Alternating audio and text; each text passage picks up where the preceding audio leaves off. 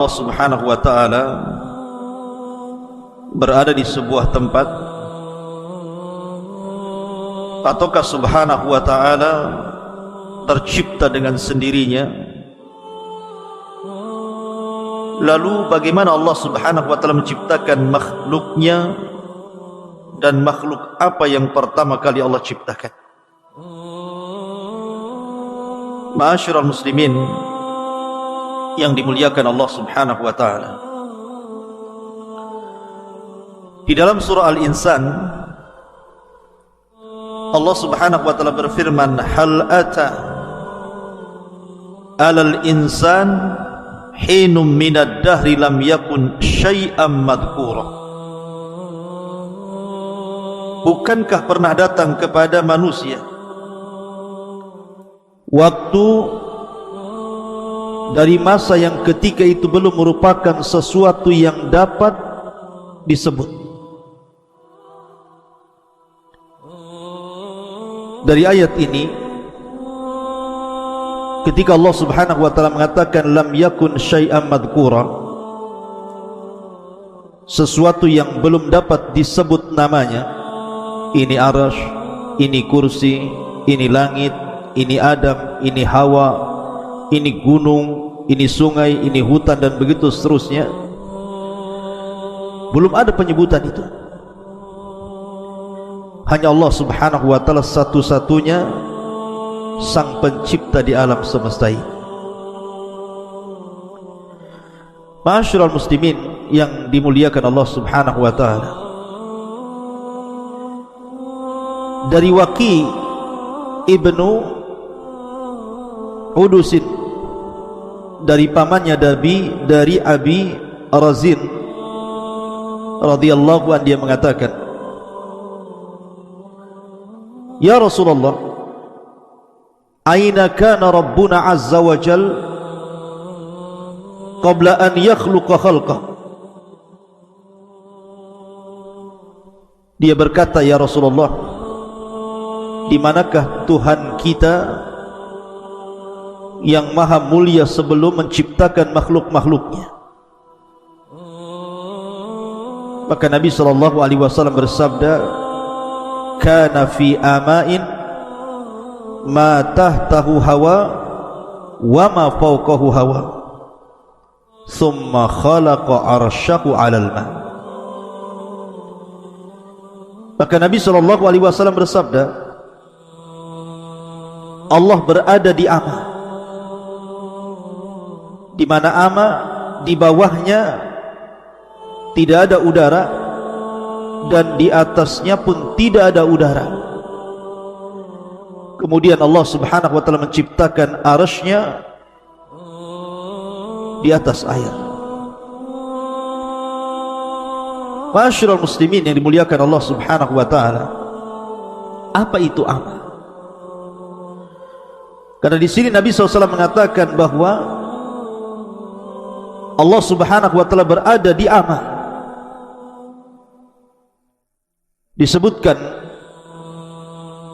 oleh para ulama seperti yang dikatakan Al-Qadhi, maksudnya Qadhi Iyad, al-muradu bil ama ma la taqbaluhu al-awhamu wa la tudrikuhu al-uqul wal afham,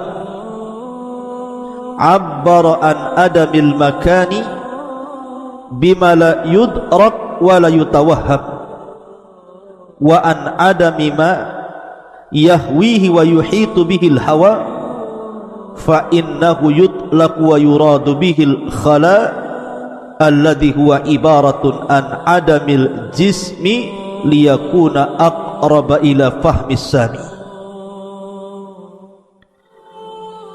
Ma'asyiral muslimin yang dimuliakan Allah azza wa jalla, beliau mengatakan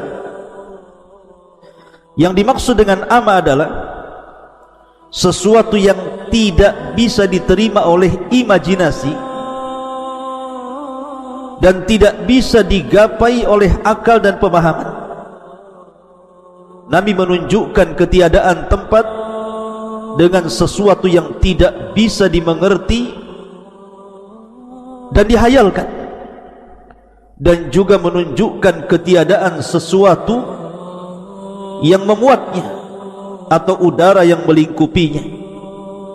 Tentu istilah ini secara mutlak dimaksudkan pada sesuatu kekosongan murni atau disebut dengan khala, yang merupakan istilah bagi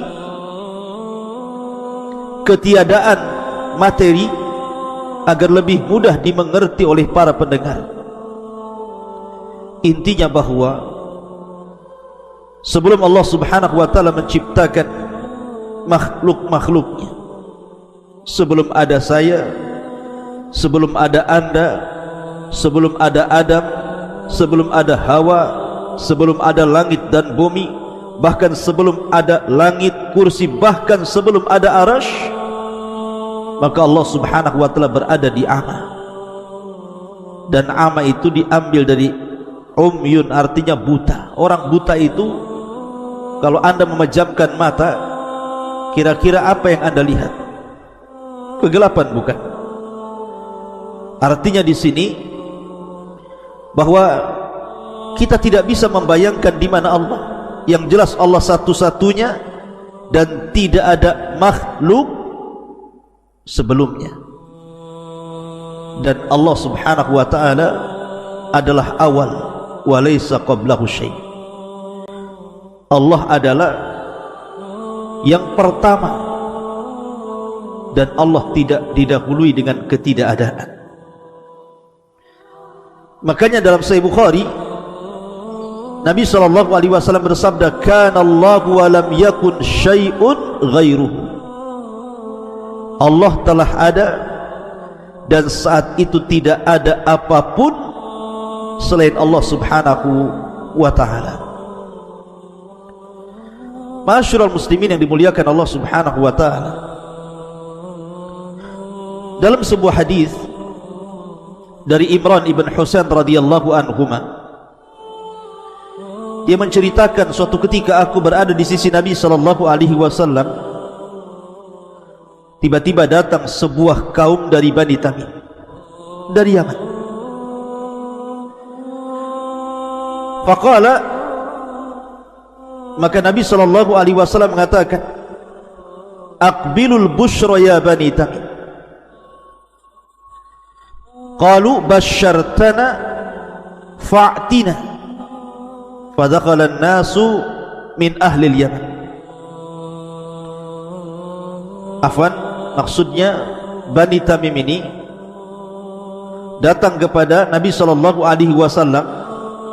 Kemudian Rasul mengatakan, bergembiralah wahai Bani Tamim atas hidayah yang telah Allah anugerahkan kepada kalian, hidayah Islam ini. Maka Bani Tamim mengatakan, engkau sudah menghabar gembirakan kepada kami, maka berikan hadiah kepada kami. Maka Nabi SAW diam sampai masuk orang-orang Yaman. Maka Nabi SAW mengatakan kepada orang-orang Yaman, aqbilul busyra ya ahlal Yaman, idh lam yakbaluha Banu Tamim. Terimalah wahai penduduk Yaman kabar gembira yang tidak diterima oleh Bani Tamim. Maka mereka mengatakan, qabilna, kami menerima kabar gembira itu dari engkau wahai Rasul. Ji'naka linatafaqqaha fid din wa linas'alaka an awwali hadzal amri maka.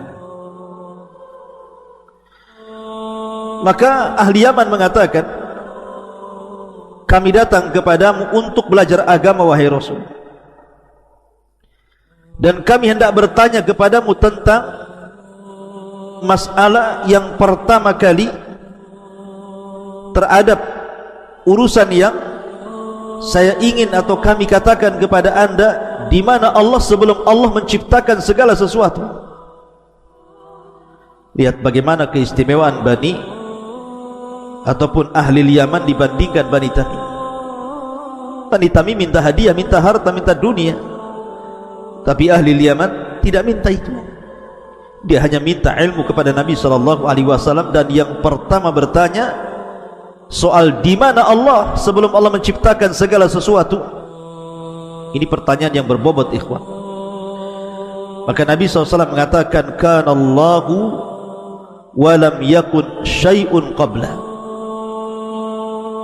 Adalah Allah Subhanahu wa ta'ala, dialah satu-satunya, dan sebelumnya belum ada sesuatu. Wa kana arsyuhu 'alal ma', dan arsy-Nya Allah berada di atas air. Thumma khalaqas samawati wal arda wa kataba fi dzikri kulli syai'. Kemudian Allah ciptakan langit dan bumi, dan Allah catat fi dzikri kulli syai', pada lauhil mahfuz segala sesuatu yang akan terjadi. Dari dua riwayat, Imran ibn Husain dan juga riwayat yang pertama yang saya baca tadi, kalau ada orang yang bertanya di mana Allah sebelum Allah menciptakan segala sesuatu termasuk arsy, kursi dan yang lainnya, maka jawabannya seperti hadis Rasul, kana Allahu wa lam yakun syai'un qabla. Maka Allah satu-satunya dan belum ada sebelumnya sesuatu yang mendahului Allah Subhanahu wa ta'ala. Dalam riwayat yang pertama, kana fil ama, dalam riwayat fis sahab, artinya Allah berada di ama, di kegelapan, di mana atasnya tidak ada udara, di bawahnya juga tidak ada udara, dan dia satu-satunya dan tidak ada yang bersyirikat dengan Allah Subhanahu wa ta'ala. Ma'asyiral muslimin yang dimuliakan Allah Subhanahu wa ta'ala, makanya kita teringat dengan doa Nabi sallallahu alaihi wasallam, Allahumma rabbas samawati sab'i wa rabbal arshil azim, rabbana wa rabba kulli syai'in, faliqal habbi wan nawa, munzilat taurati wal injili wal furqan, a'udzu bika min syarri kulli syai'in anta akhidun binasiyatihi, Allahumma antal awwal falaysa qablaka syai'un, wa antal akhir falaysa ba'daka syai'un, wa antal zahir falaysa fawqaka syai'un, wa antal batin falaysa dunaka syai'un, iqdi 'anna ad-din wa aghnina minal faqri, iqdi 'anna ad-daina wa aghnina minal faqri. Ya Allah, Rabbnya langit yang tujuh dan Rabb arsy yang agung, Rabb kami dan Rabb segala sesuatu yang membelah biji-bijian dan biji kurma, Rabb yang telah menurunkan Taurat, Injil dan Quran. Aku berlindung kepadamu dari kejahatan segala sesuatu. Engkaulah yang memegang ubun-ubunnya, ya Rabb. Engkaulah yang awal, maka tidak ada sesuatu pun sebelummu. Engkaulah yang akhir, maka tidak ada sesuatu pun setelah. Engkaulah yang zahir maha tinggi, maka tidak ada sesuatu pun yang ada di atas. Dan Engkaulah yang maha batin, artinya maha dekat, maka tidak ada sesuatu pun yang lebih dekat darimu. Ya Rabb, lunasilah hutang-hutang kami dan cukupilah kami dari kemiskinan. Hadis dikeluarkan Imam Muslim. Di sini ada kata-kata Allahumma antal awwal falaysa qablaha syai'. Engkau adalah zat yang pertama kali dan sebelumnya tidak ada sesuatu. Sebelummu tidak ada sesuatu. Ia satu-satunya. Dia tidak tercipta dengan sendirinya. Karena mustahil. Kalau seandainya dia tercipta dengan sendirinya, berarti ada makhluk menyatu dengan Khalik. Dan ini muhal, mungkin, mustahil, tidak mungkin. Ma'asyiral muslimin yang dimuliakan Allah Azza wa Jalla, baru setelah Allah Subhanahu wa ta'ala menciptakan makhluknya, dan pertama kali yang diciptakanlah arsy-Nya, kemudian qalam, kemudian Allah letakkan arsy-Nya di atas air, baru setelah itu Allah Subhanahu wa ta'ala menciptakan langit dan bumi fi sittati ayyam, selama 6 hari. Dalam hadis Abdullah ibn Mas'ud radhiyallahu anhu, Nabi sallallahu alaihi wasallam mengatakan, antara langit dunia dan langit yang kedua itu perjalanan 500 tahun. Langit yang kedua dan ketiga begitu juga 500 tahun perjalanan. Langit ketiga dan keempat juga sama, dan begitu seterusnya. Artinya agungnya Allah Subhanahu wa taala ketika menciptakan langit dan bumi ini, di mana antar langit saja jaraknya 500 tahun perjalanan. Bagaimana yang menciptakannya? Kemudian juga dalam riwayat Nabi SAW mengatakan kepada Abu Hurairah radhiyallahu anhu, ya Abu Hurairah, inna Allaha khalaqas samawati wal ardi wa ma bainahuma fi sittati ayyam. Wahai Abu Hurairah, sesungguhnya Allah telah menciptakan langit dan bumi dan di antara keduanya pada 6 hari. Summa stawa 'alal arsy yaumas sabi. Kemudian setelah itu Allah berada di atas ketinggian arsy-Nya pada hari ketujuhnya. Wa khalaqat turbata yaumas sabti. Allah ciptakan tanah di hari Sabtu.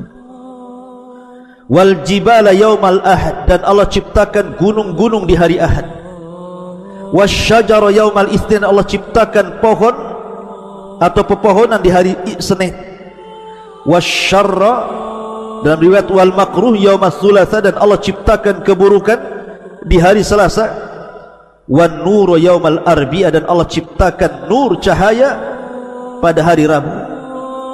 Wad dawaba yaumal khamis. Dan Allah ciptakan segala binatang yang melata di hari Kamis. Wa Adam yaumal jum'ati fi akhiri sa'atin minan nahari ba'dal asri. Dan Allah ciptakan Adam di hari Jumat di akhir siang setelah asar sampai maghrib. Ma'asyiral muslimin yang dimuliakan Allah Subhanahu wa taala, intinya bahwa bertanya soal di mana Allah itu pertanyaan yang dibolehkan. Karena juga ada riwayat ketika ada seorang sahabat hendak memerdekakan seorang jariyah, budak wanita. Kemudian sahabat ini mengatakan, ya Rasulullah, apakah saya patut untuk memerdekakan budak wanita ini? Kata Nabi SAW, baik, saya akan uji budak wanita ini. Kemudian Nabi SAW mendekati budak wanita itu dan mengatakan, Aina Allah? Di mana Allah? Maka budak wanita itu mengatakan, Allahu fis sama. Allah berada di atas ketinggian. Sama itu artinya secara bahasa, ma fawqa ra'si fahuwas sama. Sesuatu yang di atas kepala itu disebut sama. Artinya Allah berada di atas ketinggian sana. Maka Rasul mengatakan, a'tikha fa innaha mu'minah. Merdekakan dia karena dia seorang wanita mukminah. Artinya Nabi SAW bertanya, aina Allah? Di mana Allah? Kemudian juga tadi orang Yaman bertanya kepada Rasul tentang di mana Allah sebelum menciptakan langit dan bumi. Artinya pertanyaan di mana Allah tidak mengapa dalam syariat. Dan kalau ditanya di mana Allah sebelum menciptakan langit dan bumi, kita katakan Allah fil ama. Allah itu di ama, di atas kegelapan yang tidak ada udara di atasnya, tidak ada udara di bawahnya. Sebagaimana tadi sudah dijelaskan menurut pendapat Al-Qadi rahimahullahu ta'ala, yang dimaksud ama adalah sesuatu yang tidak bisa diterima oleh imajinasi apapun dan tidak bisa digapai oleh akal dan pemahaman. Tidak bisa kita gambarkan. Kemudian makhluk yang pertama Allah ciptakan arsy, kemudian qalam, kemudian kursi, kemudian yang lainnya termasuk setelahnya langit dan bumi, dan di antara keduanya. Dan ketika kalian berkata kepada Musa, wahai Musa, kami tidak beriman dengan kenabianmu, kami tidak beriman dengan kenabianmu sampai kami melihat Allah secara terang-terangan. Inilah kelancangan Bani Israel, orang-orang pilihan mereka kepada Musa. Maka mereka kemudian dihukum serta-merta pada waktu itu. Tiba-tiba permintaan itu langsung dibalas dengan azab. Tiba-tiba muncul halilintar dan membunuh mereka semuanya. Makanya Allah mengatakan fa'akhadatkumus sa'iqatu wa antum tanzur. Tiba-tiba datang halilintar menyambar kalian dan kalian menyaksikan kematian kalian sendiri. Jadi Allah Subhanahu wa taala turunkan azab kepada orang-orang pilihan Bani Israel karena meminta kepada Musa untuk diperlihatkan Rabb-nya dalam rangka pembangkangan. Sengaja mereka membangkang Nabi Musa, makanya turun azab. Bicara tentang ru'yatullah, melihat Allah Subhanahu wa taala, mungkinkah kita melihat Allah di bumi? Kalau seandainya tidak mungkin, kenapa pula Allah tidak bisa dilihat? Dan kapan kita bisa melihat Allah? Ini pertanyaan-pertanyaan yang harus dijawab. Yang pertama, mungkinkah Allah Subhanahu wa taala terlihat di bumi? Kita katakan mustahil dan tidak mungkin. Bukan Allah Subhanahu wa taala tidak bisa dilihat, tapi pandangan kita yang tidak sanggup melihatnya. Jangankan Allah Subhanahu wa taala yang kita lihat, makhluk Allah Subhanahu wa taala berupa matahari saja. Anda lihat matahari, coba antum pelototi matahari itu 5 menit saja. Apa enggak merah itu? Langsung diinstal tuh maka mata antum. Matahari saja kita tidak sanggup bermenit-menit melihat. Itu baru makhluk Allah. Kalau matahari saja yang merupakan makhluk Allah Subhanahu wa taala tidak bisa Anda lihat, bagaimana Allah Subhanahu wa taala? Matahari itu bukan tidak bisa dilihat, tapi kita tidak sanggup melihatnya. Kita hanya sanggup beberapa menit saja, habis itu silau. Itu terjadi kepada makhluk, maka kepada Allah mimbabil aula, tentu lebih utama dibandingkan kepada makhluknya sendiri. Dan sesuatu yang tidak bisa terlihat bukan berarti bendanya tidak ada. Angin saja, di sini ada kipas berapa ini? Kita bisa merasakan angin kipas ini ke badan kita. Tapi antum bisa melihat bentuk angin yang menerpa badan antum kan tidak bisa. Seperti apa bentuk angin itu? Itu pada makhluk itu. Tapi bukan berarti kemudian kita katakan gak ada angin. Buktinya ada kan gitu, kita terasa. Jadi bukan sesuatu yang tidak bisa kita lihat itu berarti bendanya tidak ada. Bendanya ada, cuman tidak bisa terlihat. Itu kepada makhluk tuh. Orang kesetrum mati, orang tidak bisa melihat setrum kayak apa gitu. Jadi intinya bahwa tidak sesuatu yang tidak bisa dilihat itu bukan berarti tidak ada bendanya. Ada bendanya tapi tidak sanggup kita melihatnya. Bahkan sekalipun seandainya kita datangkan alat canggih teknologi sekarang yang bisa melihat bakteri-bakteri itu saja terkadang tidak bisa melihat angin dengan alat yang canggih itu. Padahal itu makhluk Allah Azza wa Jalla. Bagaimana zat yang menciptakannya? Maka tentu tidak bisa dilihat lagi. Dan zat Allah itu ada dan kita bisa rasakan keberadaannya dengan melihat ayat-ayat kauniyah dan ayat-ayat syar'iyah. Ma'asyiral muslimin yang dimuliakan Allah Azza wa Jalla, ditambah-tambah ada riwayat dalam Sahih Muslim, Nabi SAW pernah berkhutbah dan menyebutkan 4 perkara, semua tentang zat Allah. Salah satunya Nabi SAW menyebutnya, Innallaha la yanam wala yanbaghi an yanam. Allah itu tidak tidur dan tidak layak bagi Allah itu tidur. Sebab kalau Allah Subhanahu wa taala tidur, hancur alam semesta ini. Karena bagaimanapun setiap hari Allah itu punya kesibukan. Yang ini diberikan rizki, yang ini dimiskinkan, yang ini dikayakan, yang ini dilaparkan, yang ini dikenyangkan, begitu seterusnya.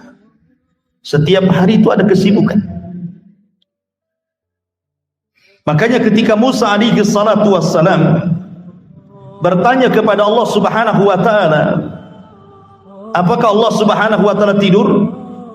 Maka Allah Subhanahu wa taala mengatakan kepada Musa, berdirilah wahai Musa. Kemudian peganglah 2 mangkuk di kanan, tangan kanan dan kirimu, isi air mangkuk itu. Akhirnya Musa pun mengambil 2 mangkuk, kemudian dipegang seperti ini. Maka Allah katakan, tahan mangkuk itu. Lama-lama Musa ngantuk, ya, karena kelamaan berdiri pegang mangkuk itu, ngantuklah Nabi Musa ini. Akhirnya ngantuk, kena siut sedikit, tumpahlah mangkuk itu, kemudian jatuh, kemudian pecah. Maka Allah Subhanahu wa taala mengatakan, ya Musa, kalau diriku ngantuk, maka kondisinya seperti diri. Alam ini akan hancur. Kemudian di ujung hadis Nabi SAW mengatakan, ketika bicara tentang tabir Allah, kata Rasul, wa hijabuhun nur. Dalam riwayat hijabuhun nar, dan tabirnya cahaya. Dalam riwayat tabirnya api. Lau kasyafat, kalau seandainya tabir Allah tersingkap, la akhraqat ma bainas samawati wal ardh, maka akan terbakar, akan hancur antara langit dan bumi. Jadi di sini ada hikmah. Kalau ada orang yang bertanya, kenapa Allah Subhanahu wa taala tidak bisa kita lihat? Ini rahmat dari Allah. Jadi kenapa Allah tidak bisa dilihat? Ini bentuk rahmat, sebenarnya kasih sayang Allah. Sebab kalau seandainya tabir Allah tersingkap, kita ini akan terbakar. Kita ini akan hancur, akan binasa gitu ya. Sehingga dengan ditabirnya Allah dari kita dan tabirnya Allah cahaya ataupun api, menunjukkan bahwa tidak terlihatnya Allah dengan kita itu dalam bentuk rahmat kasih sayang Allah kepada kita. Ketika Nabi Musa alaihi salatu wassalam datang menghadap Allah Subhanahu wa taala dan mengatakan, anzur ilaika ya Rabb, aku ingin melihat wajah. Allah Subhanahu wa taala tidak menolak permintaan Musa, tapi Allah mengatakan, lan tarani, kau tidak bisa melihat. Kemudian sebagai bukti Allah tidak menolak permintaan Musa, bukan hanya mengatakan lan tarani, kau tidak bisa melihatku, tetapi kata Allah Azza wa Jalla, walakin dur ilal jabal, kau lihat gunung itu, gunung yang batu isinya itu, gunung Tursina itu, kau lihat gunung itu. Fa in istaqarra makanah fa sawfa tarani, kalau gunung itu tidak bergeming dari tempatnya, tidak hancur, kalau aku tampakkan kepada gunung itu, engkau akan melihat aku. Apa yang terjadi?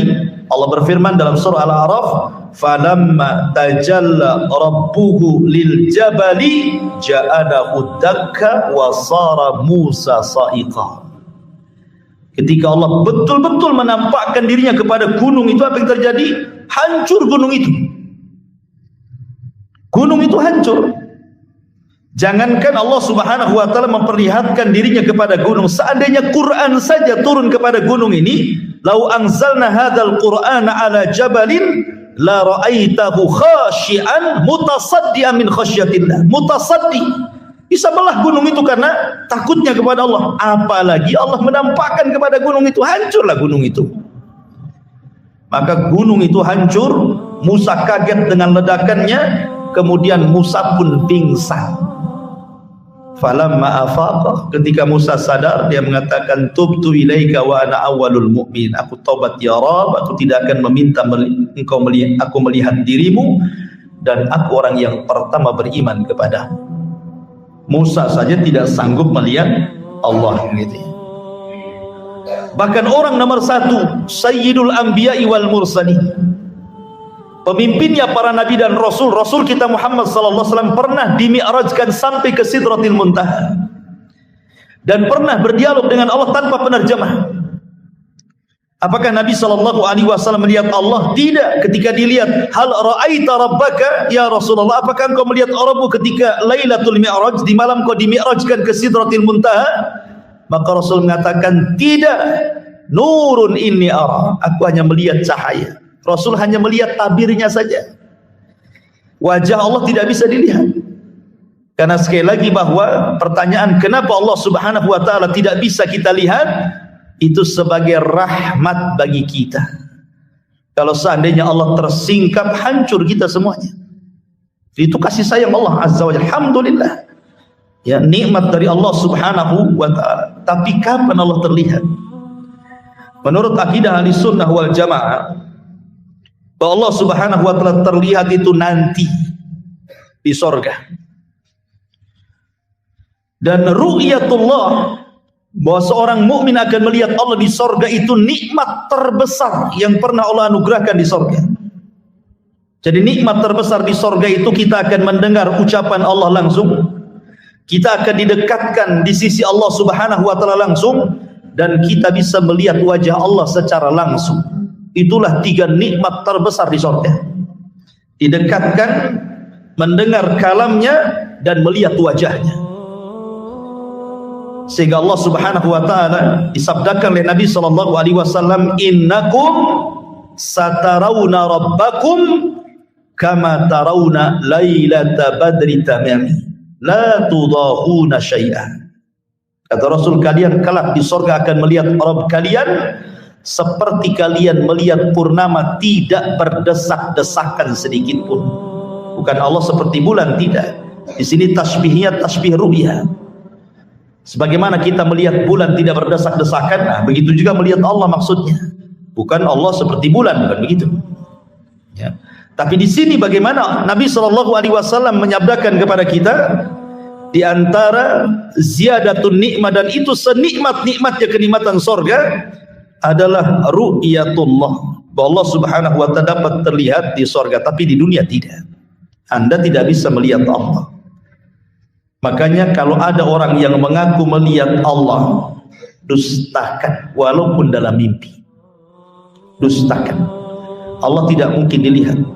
La fi yaqadhah wa la fil manam. Baik ketika tersadar ataupun tertidur. Karena akidah ahli sunnah tidak mungkin Allah terlihat di dunia. Titik. Tidak ada koma lagi. Ya, tidak terlihat di dunia. Karena itu bentuk rahmat Allah kepada kita. Kalau Nabi saja tidak bisa melihat, apalagi kita. Makanya kalau seandainya ada orang mengaku mampu melihat Allah, dustakan itu. Yang dilihat bukan Allah. Bisa saja syaitan, bisa saja jin gitu ya. Sebagaimana yang sering saya jelaskan, pernah terjadi di Batam ini orang yang mengaku mampu melihat Allah Subhanahu wa ta'ala, dustakan, dia sedang menipu. Ya, dia sedang menipu karena akan bertentangan dengan nas Al-Quran dan hadis Nabi SAW. Kemudian Allah Subhanahu wa ta'ala mengatakan, thumma ba'athnakum min ba'di mautikum la'allakum tashkurun. Ketika 12 Bani Israel sudah mati di Sambar Halilintar nih, maka Allah ingin tunjukkan kuasanya kepada mereka. Thumma ba'athnakum, kemudian kami bangkitkan kalian. Min ba'di mautikum, setelah kematian kalian, la'allakum tashkurun, agar kalian bersyukur. Dan ini dalil bahwa Allah Subhanahu wa ta'ala kuasa untuk membangkitkan manusia pada hari kebangkitan. Di dunia saja Allah bisa membangkitkan orang mati, apalagi kelak pada hari tiupan sangkakala yang kedua, maka Allah lebih qadir, lebih sanggup lagi menghidupkan setelah kematian. Karena dahulu di zaman permulaan dakwah Rasul, orang-orang jahiliyah itu mengingkari adanya berbangkit. Mereka mengingkari, enggak mungkin lah kita dibangkitkan. Innama wa ma nuhli wa ma yuhlikuna illa dahr. Yang menghancurkan kami ini waktu. Tidak mungkin orang itu akan dibangkitkan lagi. Yang disebut dengan kelompok Dahriyah itu, yang sekarang disebut dengan ateis gitu kan. Mereka mengingkari adanya kebangkitan. Di sini Allah Subhanahu wa ta'ala mengatakan tsumma ba'atsnakum, kemudian kami bangkitkan kalian. Maksudnya di dunia, bukan di akhirat. Dan kisah Allah membangkitkan dari kematian di dunia ini dalam surah Al-Baqarah saja banyak. Salah satunya di sini kan, Allah menghidupkan 12 orang pilihan Bani Israel ketika meminta untuk diperlihatkan Allah disambar petir kemudian mati dan dihidupkan kembali. Ini kisah yang pertama. Kemudian kisah yang kedua, kisah Al-Baqarah sendiri. Kisah Al-Baqarah, kisah sapi betina. Ketika ada orang kaya mati, kemudian Bani Israel datang kepada Musa supaya diberitahu siapa pembunuhnya. Maka Musa mengatakan, sembelilah seekor sapi betina. Tapi karena mereka banyak cincong, banyak ngomong, banyak tanya, dipersulitlah mereka untuk mencari sapi betina. Tapi di ujung cerita mereka bisa membeli sapi itu walaupun dengan susah payah. Kemudian Musa memukulkan sebagian dari badan sapi itu, hidup lagi orang kaya ini. Kemudian Musa bertanya, man qatiluk, siapa pembunuh? Kemudian orang ini lirik, tuh yang bunuh saya. Habis itu mati lagi. Ya, jadi ini kisah yang kedua. Kisah yang ketiga, kisah Nabi Uzair. Uzair tidak diwafatkan. Uzair itu cuma ditidurkan 1 abad, ditidurkan 100 tahun. Pembahasannya bukan di Uzairnya, bukan, tetapi di keledainya. Dia kan bawa keledai, kemudian bawa makanan dan minuman. Makanan dan minumannya tidak berubah sama sekali. Padahal sudah 100 tahun tuh, tidak berubah sama sekali. Minumannya yang nggak basi, makanan yang nggak basi gitu ya. Masalahnya keledainya sudah mati. Jadi keledainya itu sudah hilang, sudah tinggal tulang belulang saja, daging kulitnya entah kemana gitu. Namanya keledai diikat. Sementara Uzair tidur 100 tahun. Siapa yang ngasih makan, matilah kan itu. Nah, coba kalau antum tidak percaya, ikat kambing 100 tahun dan kasih makan. Nanti tinggal tulang-tulangnya saja kan gitu. Ketika Uzair melihat keledainya tinggal tulang belulang, tiba-tiba Allah Subhanahu wa taala menghidupkan keledai itu di hadapan Uzair. Tiba-tiba tulangnya terangkai, jadilah tulang keledai. Kemudian datang dagingnya entah dari mana, datang kulitnya, jadilah keledai Uzair, dimasukkan ruh. Tiba-tiba berteriak seolah kiamat bangkit. Kenapa? Wa'lam annallaha ala kulli syai'in qadir. Supaya Uzair tahu Allah itu segala sesuatu maha mampu. Kenapa? Karena Uzair ketika melihat kota roboh itu, Uzair seolah-olah ragu-ragu. Kaifa yuhyi hadhillahu ba'da mautiha? Bagaimana mungkin Allah menghidupkan kota setelah hancur ini? Ya kan? Maka Allah Subhanahu wa taala berikan permisalan, keledai saja yang sudah mati bisa dihidupkan, apalagi kota gitu maksudnya. Maka ini kisah yang ketiga. Kemudian kisah yang keempat, kisah ketika Bani Israel terkena taun. Di mana Allah Subhanahu wa taala berfirman, alam tara ilal ladzina kharaju min diyarihim wa hum ulufun hadarul maut wa qila lahum mutu tsumma ahya'u.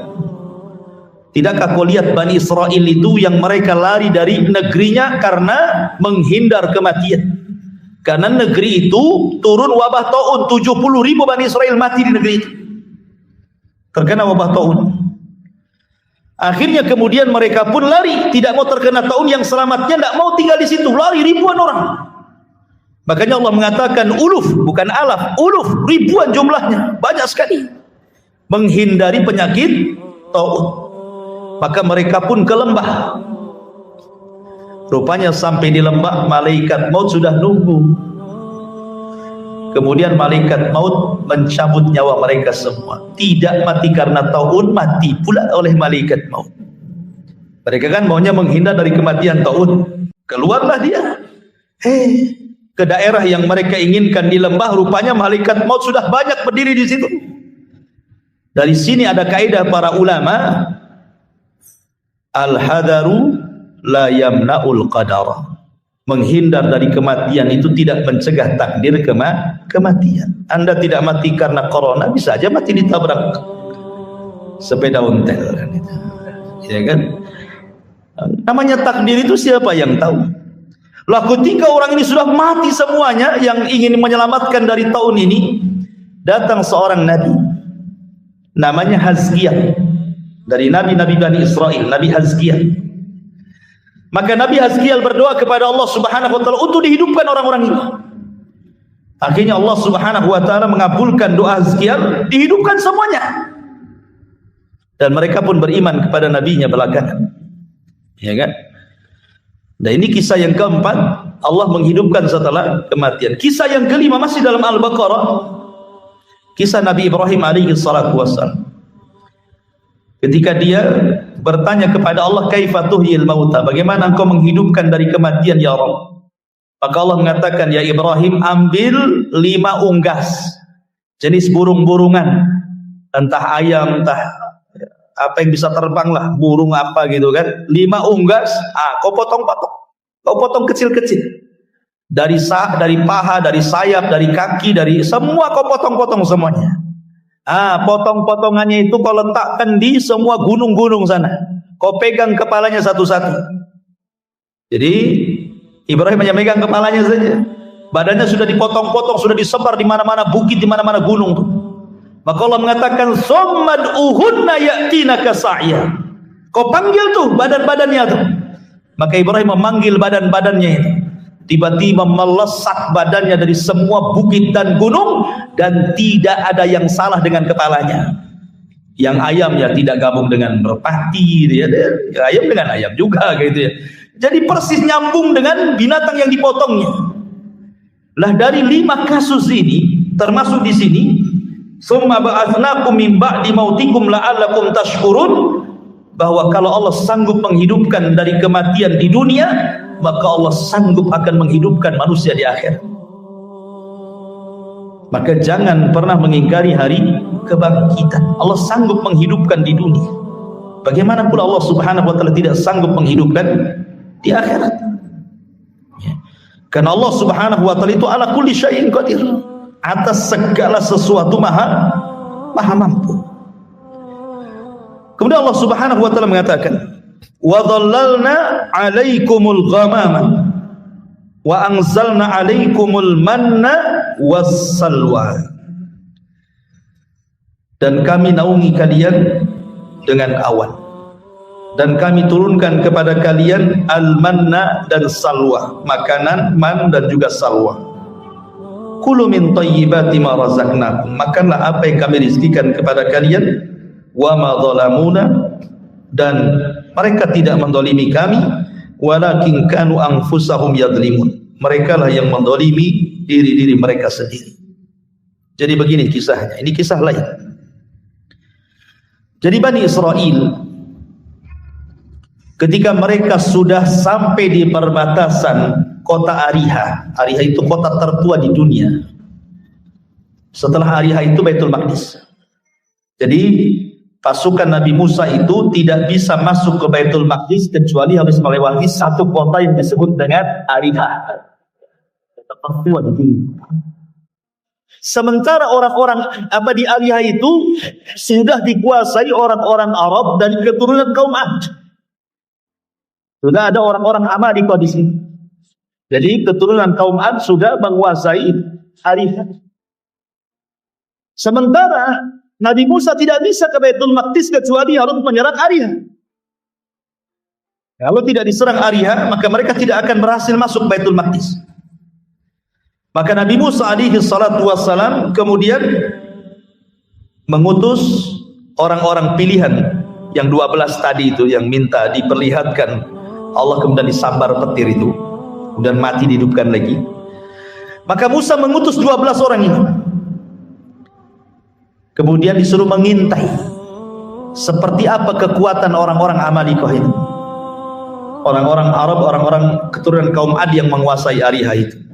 Kaget bukan kepalang, rupanya orangnya besar-besar, raksasa-raksasa, orang itu badannya gede-gede gitu, sementara Bani Israel kecil-kecil ya. Jadi akhirnya kemudian 12 orang ini melaporkan kepada Musa, kayaknya kita tidak bisa menang. Mereka kaum yang banyak, besar-besar, raksasa badannya, kita ini kecil-kecil mau lawan mereka, katanya. Gimana kita akan menang? Kata Musa, kalian jangan menyebarkan berita ini kepada pasukan Bani Israel, nanti mereka ketakutan. Simpan rahasia ini. Rupanya dari 10 orang itu, dari 12 orang ini, 10 orang malah bercerita kesana kemari. Akhirnya ketakutanlah pasukan ini. Yang 2 orang ini yang tidak bercerita, salah satunya adalah Yusha ibn Nun, dan satunya saya lupa namanya, tidak bercerita. Ini yang memegang amanah Nabi Musa alaihi salatu wassalam. Makanya nanti Yusha ibn Nun akan menjadi penerus kenabian Nabi Musa, karena dia orang yang dipercaya Musa dan pemegang amanah. Tapi yang 10 orang pilihan ini cerita ke orang-orang, kita akan menghadapi kaum yang kuat, yang raksasa, yang ini. Takutlah akhirnya pasukan Bani Israel. Ketika Musa alaihi salatu wassalam betul-betul ingin menggerakkan pasukan Bani Israel, berkumpulah mereka di hadapan Musa dan mengatakan, ya Musa, kami sudah tahu kekuatan mereka, kami tidak akan menang. Kalau engkau ingin perang wahai Musa, idhab anta wa rabbuka faqatila innaha huna qaidun. Kau berangkat sendiri, ajak Tuhanmu perang berdua, kami duduk di sini, kami akan nonton siapa yang kalah, siapa yang menang, katanya. Kami tidak sanggup. Kalau mau perang sendiri, katanya.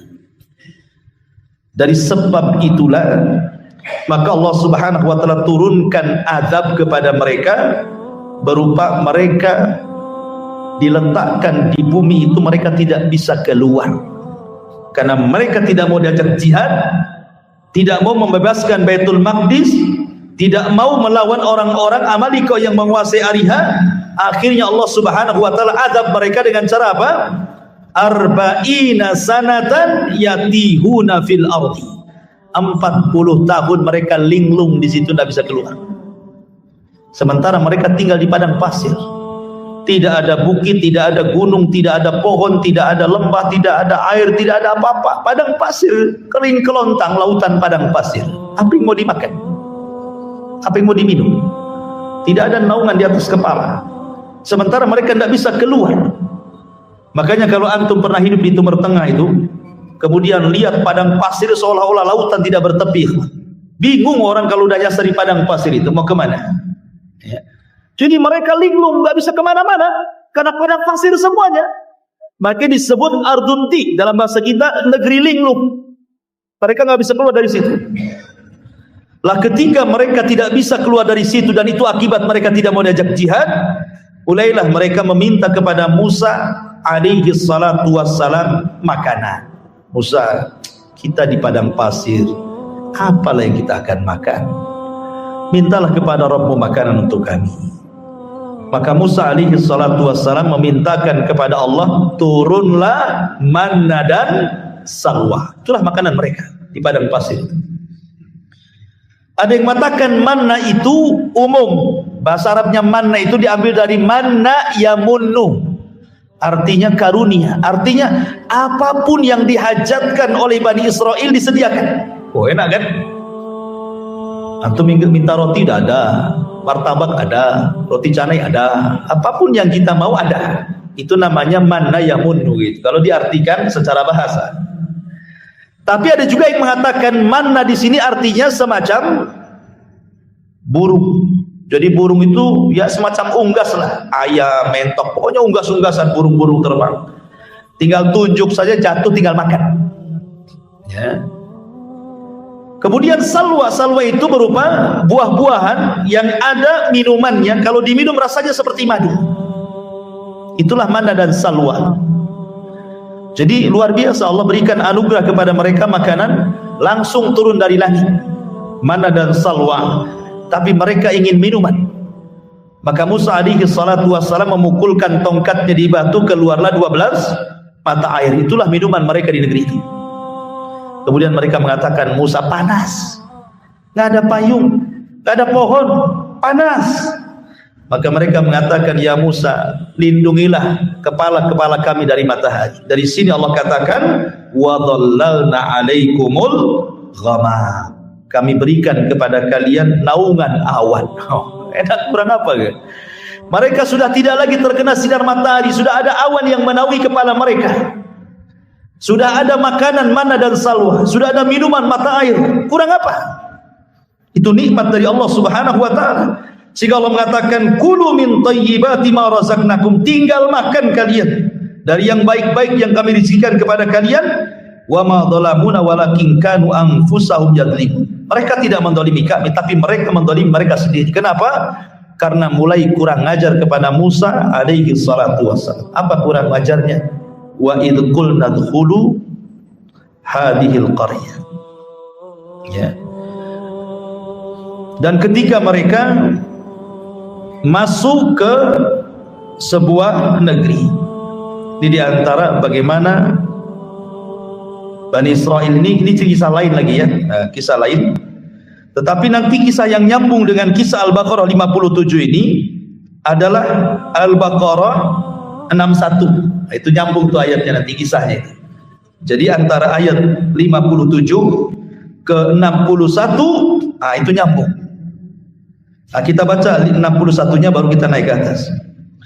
Wa id qultum ya Musa lan nasbiru ala ta'ami wahid. Wahai Musa, kami nampaknya bosan dimakan manna, makan salwa, makan daging burung, daging mentok, daging ayam. Bosan kan? Ya.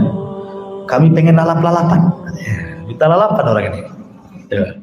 Dikasih daging-dagingan, dikasih buah-buahan yang lezat, salwa. Mereka mengatakan apa? Lan nasbira ala ta'ami wahid. Kami tidak sabar, ini aja yang kita makan. Padahal mereka itu makan lo tidak nyari.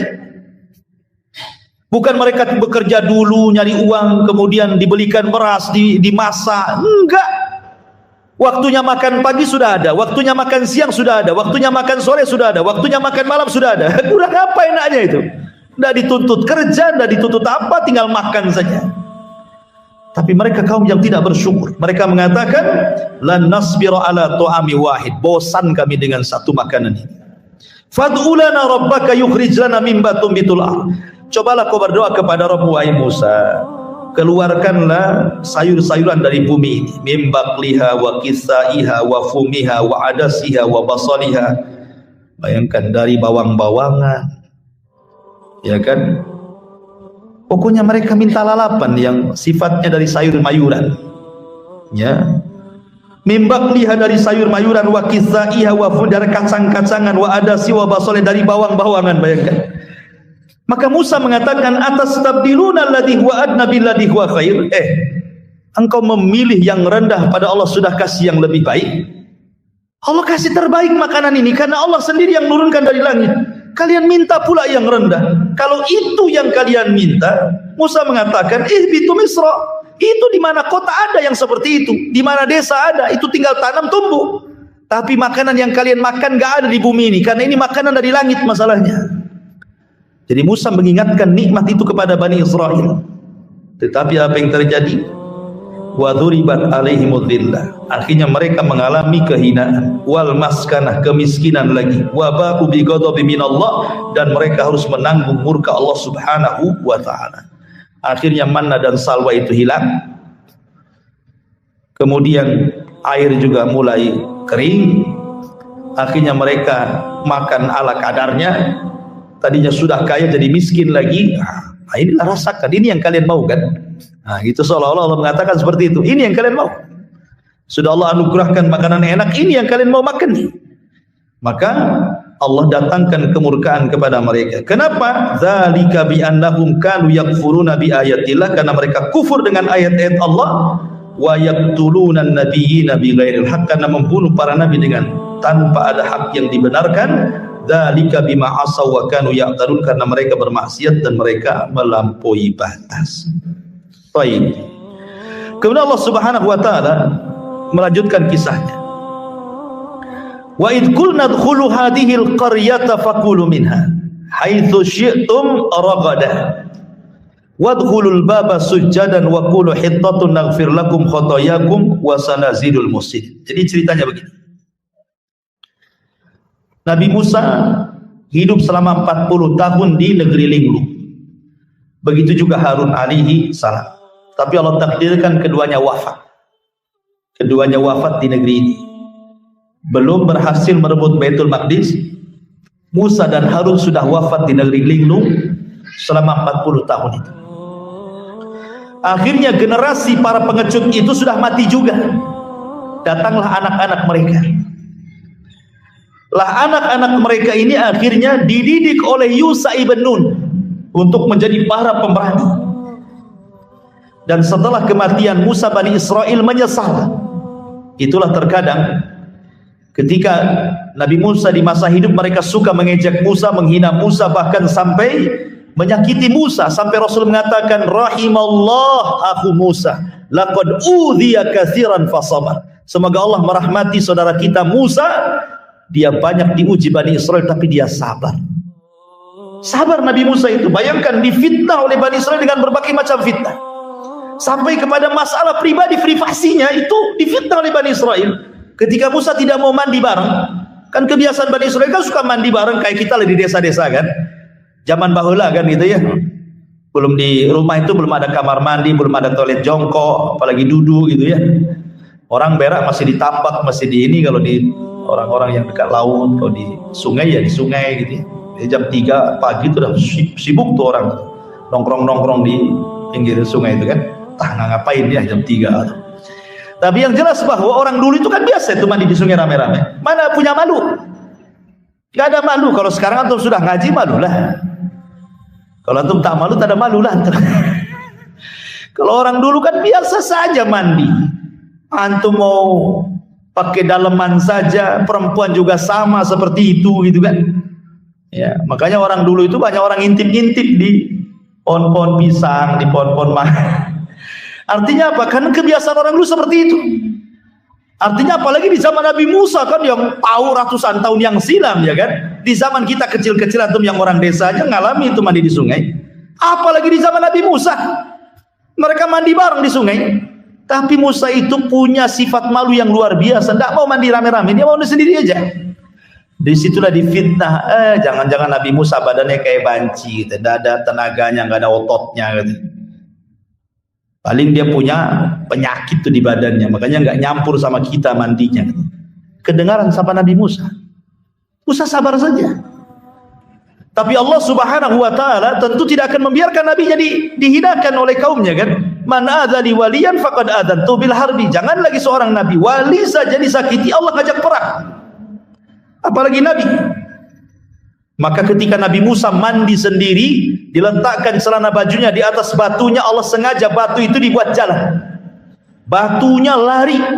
Musa ngejar-ngejar batu karena pakaian di atas batu masalahnya.